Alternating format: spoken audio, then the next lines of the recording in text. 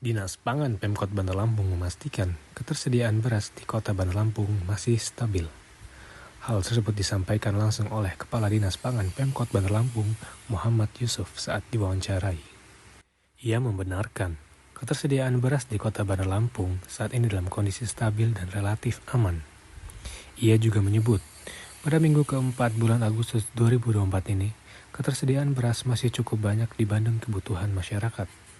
Sebab kebutuhan masyarakat pada minggu keempat bulan Agustus ini sebanyak 1.210 ton, sedangkan untuk ketersediaan pihaknya masih mempunyai sebanyak 2.300 ton.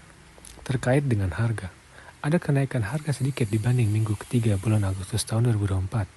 Sebagai informasi, saat ini harga beras menjadi Rp15.900 per kilogram. Sedangkan di minggu ketiga lalu, harga beras masih di harga Rp15.000 per kilo. Menurut Yusuf, meskipun terjadi kenaikan sedikit, hal itu disebabkan oleh beberapa lahan di Bandar Lampung yang belum panen. Namun, ia berpendapat bahwa sebentar lagi beberapa lahan di Bandar Lampung akan panen dan berharap harga akan semakin stabil dan turun.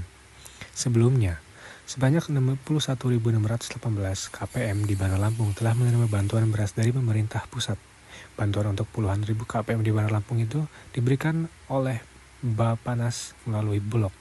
Yusuf mengatakan, total sebanyak 10 kg beras telah disalurkan untuk bantuan dari Juli hingga Agustus 2024 yang merupakan tahap ketiga.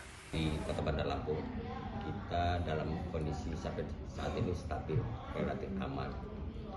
Dan terkait dengan harga, ada kenaikan sedikit di beras. Itu terkait kita belum panen sampai saat ini, tapi mungkin mendatang sebentar lagi akan ada panen sehingga diharapkan kondisinya akan menurun.